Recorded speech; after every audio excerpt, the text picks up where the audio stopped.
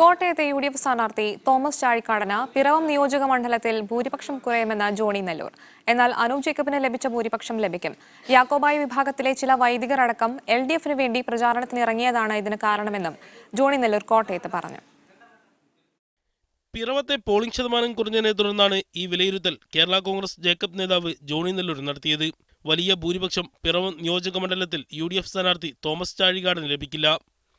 പക്ഷേ അനൂപ് ജേക്കബിന് ലഭിച്ച ഭൂരിപക്ഷത്തോടൊപ്പം ചാഴികാടന്റെ ഭൂരിപക്ഷം നിൽക്കുമെന്നാണ് ജോണി നെല്ലൂരിന്റെ വിലയിരുത്തൽ. യാക്കോബായ വിഭാഗം LDF അനുകൂല നിലപാട് സ്വീകരിച്ചു എന്നാണ് ജോണി നെല്ലൂർ പറയുന്നത്. ഒരു സംശയവും വേണ്ട. ആ ബൂത്തുകൾ എടുത്ത് പരിശോധിച്ചാൽ ന്യൂനപക്ഷ ഏകീകരണം നമുക്ക് വ്യക്തമായിട്ട് കാണാൻ കഴിയും. ചില സ്ഥലങ്ങളിലൊക്കെ, ചില നിയോജകമണ്ഡലങ്ങളിലൊക്കെ യാക്കോബായ വിഭാഗത്തിൽപ്പെട്ട പുരോഹിതന്മാർ ഉൾപ്പെടെ ഇടതുപക്ഷത്തിന് വേണ്ടി പരസ്യമായി ഇറങ്ങിയതൊക്കെ ഞങ്ങൾ കണ്ടു. പക്ഷെ അതൊന്നും വോട്ടർമാരുടെ ഇടയിൽ പ്രതിഫലിച്ചിട്ടില്ല.